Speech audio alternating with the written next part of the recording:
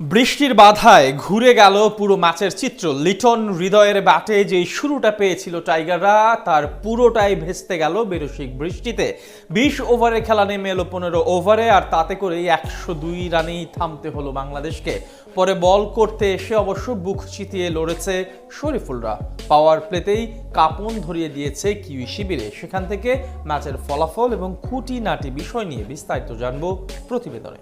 ঘরের মাঠে এদিন টস ভাগ্যটা পক্ষে যায়নি বাংলাদেশের। টসে জিতে আগে বল করার সিদ্ধান্ত নেন কিউই অধিনায়ক নিক কেলি। ব্যাট হাতে শুরুটা বেশ আশাব্যঞ্জকই করেছিলেন টাইগার দি ওপেনার সাইফ হাসান ও তানজিদ হাসান তামিম। প্রথম 3 ওভারেই তুলে নেয় 21 রান। তবে এরপরেই আঘাত হানেন কিউইদের হয়ে অভিষিক্ত জেডন লেনক্স। বিদায় করেন সাইফকে।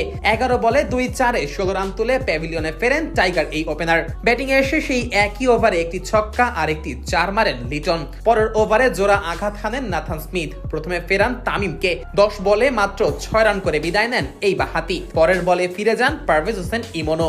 আগের ম্যাচে দারুণ ইনিংস খেলা ইমন এদিন রানের খাতা খোলার আগেই ফিরেছেন প্যাভিলিয়নে। পাওয়ার প্লের শেষ ওভারে 8 রান তুললে বাংলাদেশের সংগ্রহ দাঁড়ায় 3 উইকেট হারিয়ে 43 রান। পরের ওভারই অবশ্য হানা দেয় বৃষ্টি, আর তাতে করে প্রায় ঘন্টা দেড়েকেরও বেশি সময় বন্ধ থাকে খেলা। বৃষ্টি থেমে নতুন করে খেলা শুরু হলে কমিয়ে আনা হয় ওভার। 20 ওভারের পরিবর্তে খেলা নামিয়ে আনা হয় 15 ওভারে।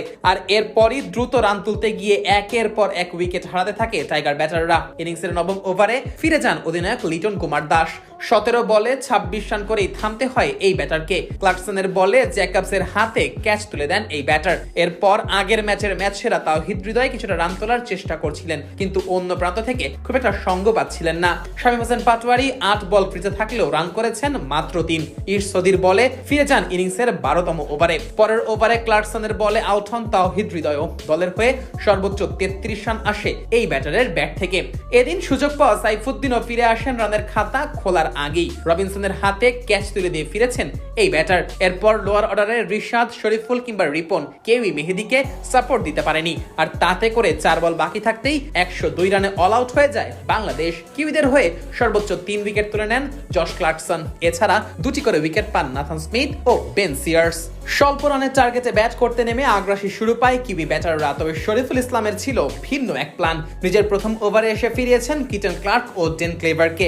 দুজনেই উইকেটের পিছে লিটনের কাছে ক্যাচ দিয়ে ফিরেছেন। পরের ওভারে এসে টিম রবিনসনকে বোল্ড করে স্ট্যাম্প ভাঙেন শরীফুল। 5ম ওভারে অধিনায়ক নিক কেলিকে বোল্ড করে ফেরান শেখ মেহেদীও। তবে এরপর অবশ্য খুব একটা সুবিধা করতে পারেনি টাইগার বোলাররা। বেভান জ্যাকবস ও ডিন ফক্সক্রফট মিলে দলের জয়ের ভিতটা গড়ে দেয়। বিশেষ করে জ্যাকবস খেলেন একটু বেশি আগ্রাসী মেজাজে, আর তাতে করে বেশ সহজ জয় নিয়ে মাঠ ছাড়ে কিউইরা এবং 3 ম্যাচের টি-20 সিরিজে আনে সমতা।